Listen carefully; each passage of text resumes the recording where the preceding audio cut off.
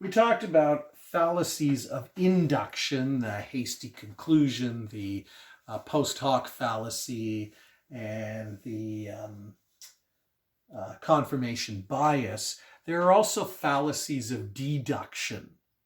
And I'll give you arguments that seem to be logical, but you'll see there's a problem in it. Okay. This one, for example, I'm sure Olga's on drugs. After all, she's a teenager, and we know that all teenagers do drugs. This is actually a deductive argument. There is a major premise, there is a minor premise, there is a conclusion. What is the major premise, the general claim that is being made? That is that all teenagers do drugs.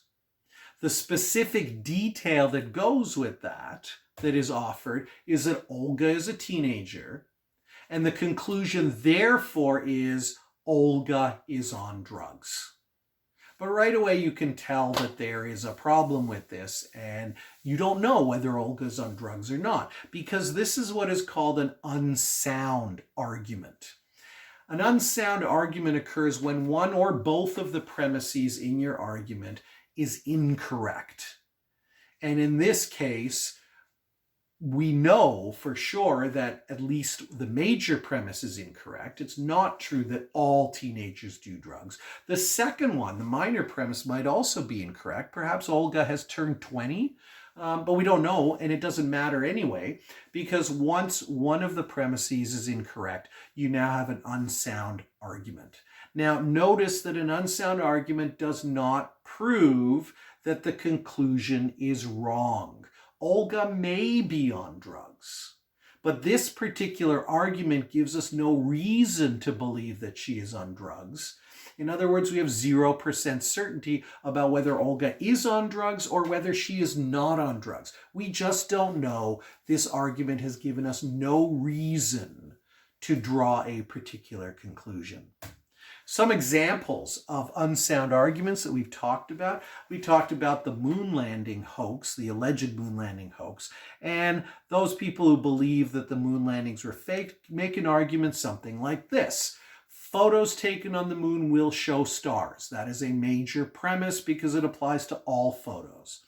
The minor premise, the Apollo photos do not show stars.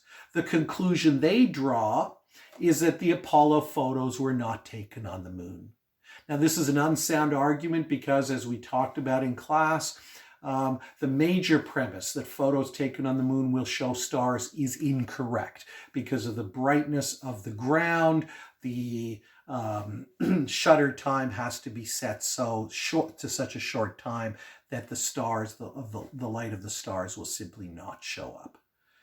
So again, this doesn't prove that the Apollo photos were taken on the moon. It doesn't prove they were not taken on the moon. It doesn't prove anything because you simply don't know about your conclusion because this is an unsound argument.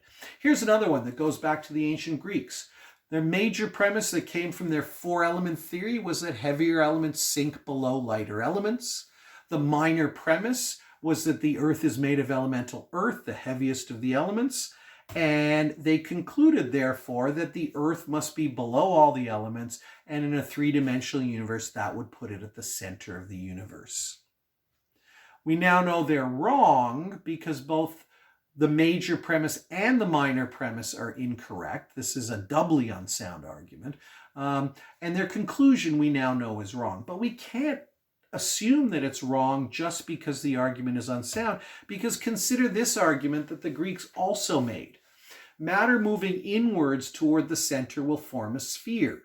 Major premise. Minor premise, elemental earth of our planet Earth moves inwards towards the center of the universe. The conclusion, the logical conclusion, is that the Earth is a sphere. Now, this is an unsound argument because the minor premise here, that the Earth is made of elemental earth that moves towards the center, that's wrong. The major premise is correct. The minor premise is incorrect, which makes this whole argument unsound, but the conclusion in this case turns out to be correct. So again, simply having an unsound argument doesn't prove that the conclusion is untrue. Here's another fallacy, and let me give you an argument to illustrate this fallacy. Stars give off light. My cell phone gives off light. Therefore, my cell phone is a star. And that you can tell probably just instinctively you feel there's something very wrong with that because you know your cell phone is not a star. But it's a little harder to pick out what the problem is here because notice that both the major premise and the minor premise are true. Stars do give off light, and your cell phone does also give off light. So what's wrong with this argument? This is what's called an invalid argument. The premises are correct, but the conclusion does not logically follow from them. And we'll expand on this shortly. But let me just finish off by saying this.